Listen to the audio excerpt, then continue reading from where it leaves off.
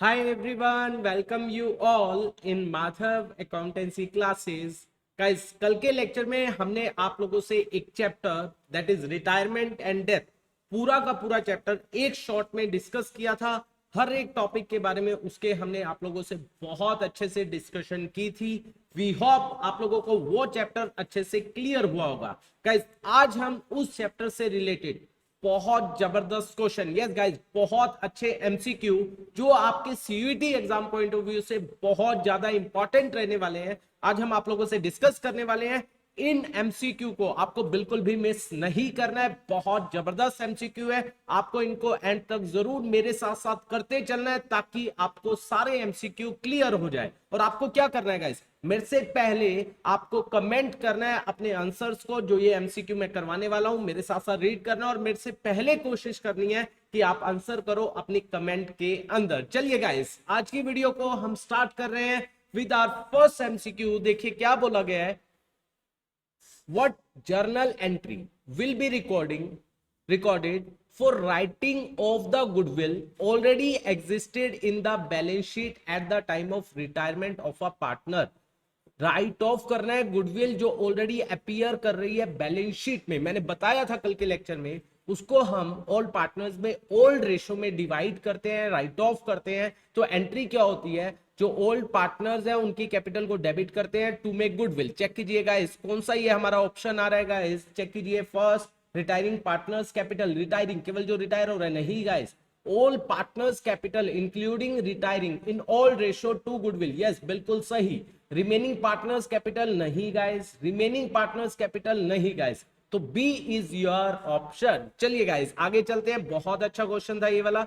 Second क्या कह रहा है, on the death of a partner, एक पार्टनर की डेथ हो रही है, the amount due to him, जो उसका अमाउंट है, विल बी क्रेडिटेड टू, किसको क्रेडिट किया जाएगा। याद कीजिए कल के लेक्चर में मैंने बताया था, जो अमाउंट जो पार्टनर जिसकी डेथ हो रही है वो किसको दिया जाता है, उसके एग्जीक्यूटर को। मान लीजिए सी की डेथ हो रही है तो C's capital account debit to C's executor account, ये बात की थी। तो किसको क्रेडिट किया, एग्जीक्यूटर को। तो चेक कीजिए, ऑल पार्टनर्स कैपिटल नहीं गाइस, रिमेनिंग पार्टनर्स कैपिटल नहीं, हिज एग्जीक्यूटर बिल्कुल सही। गवर्नमेंट रेवेन्यू, गवर्नमेंट को क्यों देंगे भाई, नहीं गाइस, तो उसके एग्जीक्यूटर को दिया जाएगा। ठीक है गाइस, आई होप ये भी आपको समझ आया होगा। इसके बाद थर्ड वन, जल्दी से मेरे साथ साथ guys, P Q R have been sharing profit in the ratio of 8:5:3। P retires, कौन रिटायर हो रहा है, पी। ठीक है गाइस, पी रिटायर हो रहा है। Q takes 1/3/16 share from P, from P, P से 3/16 ले रहा है। R takes 5/16 share from P, ये किससे ले रहा है, आर, पी से 5/16। New profit sharing ratio will be, देखिए गाइस, जो क्यू है वो कितना ले रहा है, 3/16, डायरेक्टली ले रहा है फ्रॉम पी, क्योंकि फ्रॉम वर्ड यूज हुआ है। फ्रॉम पी का मतलब है कि डायरेक्टली वो उसके शेयर में से 3/16, उसके शेयर का नहीं, का होता तो मल्टीप्लाई होता, उसके शेयर में से 3/16 ले रहा है। कौन ले रहा है, क्यू। और आर कितना ले रहेगा, इस 5/16। देखो इनका पुराना शेयर कितना था क्यू का, इसको ऐड कर दो, दैट वाज 5/16, 8 और 5 13 और 3 16, और ये आ गया 8/16। और जो आर था उसका शेयर था पहले 3/16, देखिए 3/16 है, तो ये भी कितना हो गया, 8/16। तो आपकी न्यू रेशो क्या होगी, जल्दी से बताओ। 8:8, दैट वुड बी 1:1, तो that would be your answer. तो new ratio is 1:1। I hope आपको थर्ड एमसीक्यू अच्छे से क्लियर हुआ होगा, बहुत जबरदस्त एमसीक्यू था। आगे चलते हैं, देखिए गाइस जल्दी से मेरे साथ साथ, Amla, Bimla and Kavita were partner sharing profit and losses in the ratio 4:3:1। Bimla retire हो रही है and gives her share of profit to Amla, कितने में, 3600, टू कविता 3000। ठीक है guys, the gaining ratio of Amla and Kavita, yes guys, इसी रेशो में वो दे रही है, तो ये इतना पैसा उनसे लेगी, कितना, 3600 और 3000। ये कौन सी रेशो में होता है, गेनिंग रेशो, यही गेनिंग रेशो होगी गाइस। तो इसको डिवाइड करेंगे 6:5, 6 पे जाएगा, 6 6 36 और 6 5 30, तो 6:5, यही उनकी क्या होगी, गेनिंग रेशो। तो 6:5, सी इज योर आंसर। ये भी बहुत अच्छा एमसीक्यू था। चलिए गाइस आगे चलते हैं, देखिए हमारे पास फिफ्थ एमसीक्यू आ रहा है, क्या आ रहा है, P Q R are sharing profit and losses equally, मतलब उनकी रेशो है 1:1:1. यस गाइस, कौन रिटायर हो रहा है? आर रिटायर हो रहा है. The goodwill is appearing in the books 30,000. Goodwill appear हो रही है 30,000. ये कौन सी गुडविल है जो गुडविल बुक्स के अंदर अपीयर हो रही है, जिसको हम राइट ऑफ करते हैं? Goodwill of the firm is valued 1,50,000. Calculate the net amount to be credited to R's capital. बहुत जबरदस्त क्वेश्चन है कि आर की कैपिटल में हमें कितना नेट अमाउंट क्रेडिट करना है. देखो, गुडविल जो अपीयर हो रही है उससे उसकी कैपिटल डेबिट होती है. आर की कैपिटल डेबिट होगी कितने से? 30,000 इंटू में 1/3. कितना डेबिट होगा? 10,000. ठीक है, ये तो नेगेटिव होगा. और 150 फर्म की गुडविल की वैल्यू लगाई गई है, उसमें उसका शेयर है 1/3. दैट वुड बी कितना आ जाएगा? 50,000. ये क्रेडिट होगा, ये पॉजिटिव होगा. तो अल्टीमेटली 40,000 पॉजिटिव ये क्रेडिट किया जाएगा. तो answer is your C. I hope ये भी क्वेश्चन आपको अच्छे से आया होगा. ये भी बहुत अच्छा क्वेश्चन था. आगे चलते हैं नेक्स्ट वन के लिए. मेरे साथ साथ सभी बच्चे, ABC are partners in a firm sharing profit and losses in the ratio of 2:1. On March 31st, 2022. ठीक है, मार्च 31st को डेथ हो रही है. सी डाई, सी की डेथ हो गई. Accounts are closed on 31 December every year. मतलब 3 महीने बाद, अकाउंट्स क्लोज के 3 महीने बाद डेथ हो गई. Sale for the year 21 was 6 lakh थी. And profit were 60,000. प्रॉफिट थे 60,000. मैंने ऐसा करवाया था कल. The sale for the period from Jan 1 to March 31st 2022, ये है हमारी 2 lakh. The share of deceased partners in current year profit on the basis of sale is कितना होगा? पहले तो आपको पिछले साल कितने परसेंट प्रॉफिट कमाया है ये निकालना है. देखिए, उनके प्रॉफिट है 60,000. 60,000 डिवाइड बाय 6 लाख मल्टीप्लाई में 100. तो इससे आ जाएगा, दैट वुड बी कितना आ जाएगा? बताओ कितना आएगा गाइस? That is 10%. 10% उनका प्रॉफिट आ गया जो लास्ट ईयर वो कमा रहे. और इस साल की जो सेल है वो आपकी कितनी दी हुई है? 2 लाख. ये गाइस माइंड माय वर्ड, मैंने कल भी बताया था, ये सेल 3 मंथ्स की ही है. तो यहां पर क्या हो जाएगा? सीधा आप क्या करोगे? ये 2 लाख के ऊपर 10% जो प्रॉफिट है, 10% है, दैट वुड बी कितना आ जाएगा? 20,000. ये 3 मंथ्स का प्रॉफिट है पूरी फर्म का. उसमें से उसका शेयर निकालेंगे 20,000 इनटू में. सी का कितना है? 2 2 4 और 1 5. 1/5 दैट वुड बी कितना आ जाएगा? 4,000. तो D would be your answer. I hope ये भी आपको अच्छे से क्लियर हुआ होगा. आगे चलते हैं with our 7th MCQ. PQR were partners sharing profit in the ratio of their capital contribution, which were 6 lakh, 4 lakh and 5. मतलब 6:4:5. Their books are closed on 31 March every year. P died on 24th August. Guys, 24 अगस्त को death हो रही है. Under the partnership deed, deceased partner is entitled his share of profit or loss to the date of death based on the average profit of preceding 3 years. 3 साल, पिछले 3 सालों के आपको profits लेने हैं, उनका एवरेज निकालना है. उसके बेसिस पर आपको इस साल के प्रॉफिट्स निकालने हैं. प्रॉफिट वर 18 50,000, 19 180. लॉस है ये 20 का 30,000 प्रॉफिट और 21 का 60,000 profit. P share of profit और लॉस विल बी. बहुत ध्यान से गाइस, अब देखो कब की बात कर रहे हैं? 24 अगस्त 2021. तो इसका मतलब इससे पिछला साल कौन सा होगा? 31 मार्च 2021, फिर उससे 20, फिर 19. 21 20 19. 21 का लेना है हमें, 20 का और 19 का. गाइस 18 का नहीं लेना, ये बात आपको ध्यान रखनी है. तो एवरेज निकाला है. 60 और 30 कितना होगा? 90. 90 पॉजिटिव है और 180 माइनस है. 90 पॉजिटिव, 180 माइनस, डिवाइड बाय क्या हो जाएगा? 3. तो ये आ जाएगा 90,000 माइनस डिवाइड बाय 3. तो एवरेज लॉस आ गया आपका 30,000. कितना आ गया गाइस? 30,000. ठीक है, ये पूरे साल का है. पहली बात, that is for whole year. आपको कितने समय का निकालना है? तो ये आ गया 30,000 लॉस आपको निकालना है. गाइस उसकी डेथ हुई है 24 अगस्त. तो अप्रैल में 30 दिन, मई में 31, 61 हो गए. फिर जून में 30, 91 हो गए. जुलाई में आपके हो गए 31, 91 और 31 दैट इज 122. और 24 डे ये भी इंक्लूड किया जाता है जिस दिन डेथ हो रही है. तो 122 और 24 दैट इज 146. तो हम निकालेंगे 146 डिवाइड बाय 365. तो इससे अभी 146 डेज का प्रॉफिट आएगा पूरी फर्म का, या लॉस आएगा पूरी फर्म का. तो यहां पर क्या आएगा? देखिए गाइस, मैं कैलकुलेट कर रहा हूं. 30,000 मल्टीप्लाई में 146 डिवाइड बाय 365 दैट इज 12,000. ये लॉस आया. ये पूरी फर्म का 146 डेज का है. अब किसका निकालना है गाइस? किसकी डेथ हो रही है? डेथ हो रही है पी की। पी का शेयर कितना है, दैट इज 6 बाय 6 और 4 10 और 5 15, 6/15।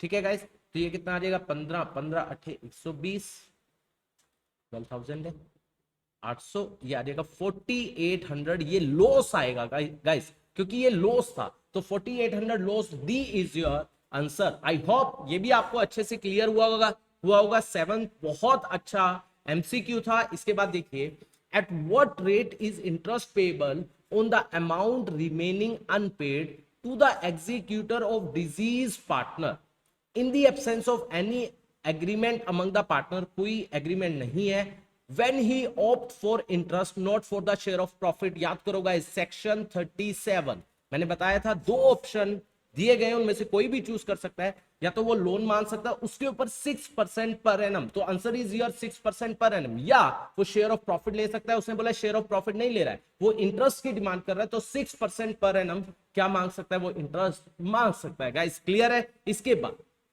ये सब बातें हमने लास्ट वीडियो में बहुत अच्छे से डिस्कस की है। देखिए, A B C were partners in a firm sharing profit in the ratio of 5:3:2। C retire हो रहा है, and his capital balance after adjustment regarding reserves, accumulated profits या losses and his share of gain on revaluation. ये सब होने के बाद जो प्रॉफिट, जो उसका कैपिटल का बैलेंस है, क्योंकि ये आफ्टर ऑल एडजस्टमेंट है, ये है 2,50,000। सी वॉज पेड रुपीज 3,22,000, उसका बनता है 250, उसको दिया जा रहा है 322,000। ये भी कल मैंने कॉन्सेप्ट करवाया था, including his share of goodwill. तो यहां से उसका गुडविल का हिस्सा आ गया 72,000, जो उसे एक्स्ट्रा मिल रहा है। कल मैंने बताया था, that is called hidden goodwill. बहुत अच्छे से उस कॉन्सेप्ट को बताया था। The amount credited to C's capital account on his retirement for goodwill, goodwill के नाम का कितना होगा गाइस, 72,000। तो answer would be 72,000। A is your answer. I hope ये भी बात आपको अच्छे से क्लियर हुई होगी। आगे चलते हैं, देखिए गाइस आगे क्या बोला गया है। ABC are partner sharing profit in the ratio of 3:2:1। Guys मेरे से पहले आंसर कीजिए सभी। बी रिटायर हो रहा है। द कैपिटल, ये बहुत जबरदस्त एमसीक्यू है, बहुत जबरदस्त। The balance of his capital account after adjusting reserve his share of goodwill, ये है 2,40,000। ठीक है, ये उसकी कैपिटल का बैलेंस है। ठीक है, बी की remaining partner gave B an unrecorded vehicle valued 60,000। एक तो उसको अनरिकॉर्डेड, गाइस यहां पर वर्ड यूज हुआ है अनरिकॉर्डेड। और गाइस ये आपके मॉक टेस्ट सीयूईटी 2022 का क्वेश्चन है, बहुत जबरदस्त क्वेश्चन है, सीयूईटी के द्वारा पूछा गया है, तो इस क्वेश्चन को अच्छे से देखना। अनरिकॉर्डेड एसेट क्या दे दी, कितने की, 60,000। And balance payable to be was discharged by giving a bank draft. What will be the amount of bank draft. देखिए गाइस, बच्चे यूजुअली क्या करते हैं, जल्दी में गलती करते हैं, 60 का ये दे दिया, बाकी बच गया 180 का bank draft. Answer is a, जो कि गलत है गाइस, गलत है।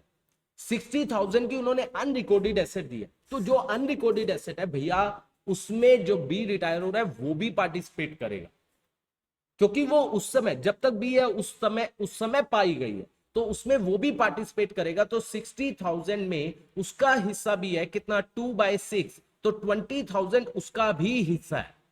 तो 20,000 तो वो अपना ही लेकर जा रहा है, इसका मतलब वो कितने की, 60 में से 20 उसका है, तो वो 40 की लेकर जा रहा है। अनरिकॉर्डेड एसेट 40,000, 2,40,000 में से 40 गया, तो बाकी जो उसे ड्राफ्ट दिया जाएगा that would B for 2 lakh. तो ये बात आपको बहुत ध्यान रखनी है, D would be your answer. ये बहुत अच्छा एमसीक्यू था, बहुत अच्छे से आपको समझ आना चाहिए। गाइस क्लियर है। इसके बाद आगे चलते हैं, देखिए ABC are partner sharing profit in the ratio of 5:3:2। C retire हो रहा है, जा रहा है। His share was purchased by A and B by giving him, किसको, सी को, 10,000 ईच, दोनों उसको 10,000 पे दे रहे हैं फ्रॉम कैपिटल अकाउंट। ठीक है गाइस, वो दोनों दे रहे हैं। What will be the value of goodwill of the firm, firm की गुडविल की वैल्यू। गाइस दोनों कितना दे रहे हैं, 10,000। तो एंट्री होगी A's capital account debit, B's capital account debit to C's capital, कितना हो जाएगा, 20,000। तो सी को गुडविल के नाम का 20,000 मिल रहा है। ठीक है, मान लीजिए total goodwill of the firm is x, और सी का शेयर कितना है, दैट इज 2/10, और उसे कितना मिल रहा है, 20,000। तो यहां से पूरी फर्म की गुडविल की वैल्यू आ जाएगी 20,000 इंटू में 10/2, ये आ जाएगा 10,000, ये आ जाएगा multiply by 10, 1 lakh. Yes guys, तो पूरी फर्म की गुडविल की वैल्यू आएगी दैट इज 1 लाख। अगेन ये भी आपसे जो क्वेश्चन पूछा गया है वो सीयूईटी 2022 मॉक टेस्ट में पूछा गया है, जबरदस्त क्वेश्चन है। आई होप ये भी आपको अच्छे से क्लियर हुआ होगा। आगे चलते हैं गाइस, देखिए एबीसी पार्टनर, बी रिटायर हो रहा है। On the date of retirement, workman compensation fund was appearing in the books. ये है 50,000. Claim on account of workman compensation was 65,000. Claim है 65, 15,000 ज्यादा है. Excess claim will be, आप उसको डेबिट करते हो क्योंकि आपका लॉस है। आप एंट्री क्या करते हो? Workman compensation fund account debit. कितना आ जाएगा? 50,000। 2 में आपको क्लेम कितना देना है? Provision for workman compensation claim that is 65,000, ये आपको देना है। तो आप इसको रीवैल्यूएशन में डालते हो। क्यों डालते हो? क्योंकि आपकी लाइबिलिटी बढ़ रही है। जब भी एसेट और लाइबिलिटी बढ़ती है और घटती है तो उसको रीवैल्यूएशन से किया जाता है। तो ये आ जाएगा 15,000। तो उसने बोला excess claim will be debited to revaluation account. Credited नहीं होगा guys, debited to remaining partners current और कैपिटल नहीं, credited to remaining partners capital current in new ratio नहीं गाइस। तो रीवैल्यूएशन अकाउंट को आप क्या करोगे? डेबिट करोगे। ठीक है गाइस, आगे चलते हैं। देखिए इसके बाद हमें बोला गया है assertion if ABCD are partner, D's son will automatically become the new partner in case of a D's death। नहीं गाइस, वो ऑटोमेटिकली क्या नहीं बन सकता? पार्टनर नहीं बन सकता जब तक सभी पार्टनर एग्री नहीं करते हैं। ऐसा थोड़ी है डी की डेथ होगी उसका बेटा बन जाएगा, नहीं गाइस। अगर सभी पार्टनर अलाउ करेंगे कि हाँ आप एडमिट कर जाओ तब बनेगा, अदरवाइज नहीं बन सकता। आगे बोला गया reason D son will become the new partner only if majority of the remaining partner. नहीं गाइस, सभी के सभी पार्टनर। तो ये भी गलत है, ये भी गलत है। To admit into the partnership, तो दोनों गलत है। तो both A and R are wrong. तो यहां पर क्या आएगा? डी ऑप्शन आएगा कि दोनों गलत है। इसके बाद देखिए आगे क्या बोला गया 14 in the event of death of a partner की डेथ हो गई, in case there is no change in profit sharing ratio में चेंज नहीं हुआ of the continuing partner, the deceased partner share of profit till the date of his death is debited to profit and loss suspense account. बिल्कुल सही, हम उसके profit and loss suspense account को debit करते हैं अगर रेशियो में change नहीं होता। ये मैंने कल आपको बताया था। Reason profit and loss suspense is close by transferring in the balance of profit and loss account. Guys ये इसका रीजन नहीं है। ये बात सही है कि हम प्रॉफिट एंड लॉस सस्पेंस को at the end of the year profit and loss में एप्रोप्रिएशन में ट्रांसफर कर देते हैं और उसको क्लोज कर देते हैं। ये सही है, ये भी सही है, ये भी सही है, लेकिन ये इसका रीजन नहीं है। ये रीजन जो है आर असर्शन जो लिखी गई है उसका रीजन ये नहीं है। तो गाइस यहां पर क्या लिखेंगे? देखिए A and R both are correct but R correctly explain A. नहीं guys, both A and R correct, सही है, but R does not correctly explain A. Yes guys, B ये इनकरेक्ट है। नहीं guys, A is correct, B but R is A is incorrect, R is correct नहीं guys। तो B is your option। and last one is बहुत जबरदस्त है जो मैंने आपको कल के लेक्चर में बताया था। in case of a retirement the retiring partner is entitled to get interest at the rate of 6% per annum till the amount due to him is paid off। yes बिल्कुल सही। reason at his option the retiring partner instead of interest may take that share of profit which will have earned by the firm by the use of the amount due to him। yes guys बिल्कुल सही। तो ये section 37 बताता है, तो दोनों बिल्कुल सही है और करेक्ट एक्सप्लेनेशन है। तो A is your answer. I hope आपको 15 के 15 एमसीक्यू बहुत जबरदस्त एमसीक्यू थे, अच्छे से क्लियर हुए होंगे गाइस। अगर आपको अच्छे से समझ आए हैं तो ज्यादा से ज्यादा इसको शेयर कीजिए अपने सभी फ्रेंड सर्कल में, और गाइस लाइक एंड कमेंट करके भी बताइए आपको कैसे लगे। अगले लेक्चर में हम एक नया चैप्टर लेकर आएंगे, उसके पूरे के पूरे कॉन्सेप्ट एक वीडियो में हम आपसे डिस्कस करेंगे। तब तक के लिए आप इन सबको अच्छे से पढ़ लीजिए, अच्छे से समझ लीजिए। Thank you so much for watching this video.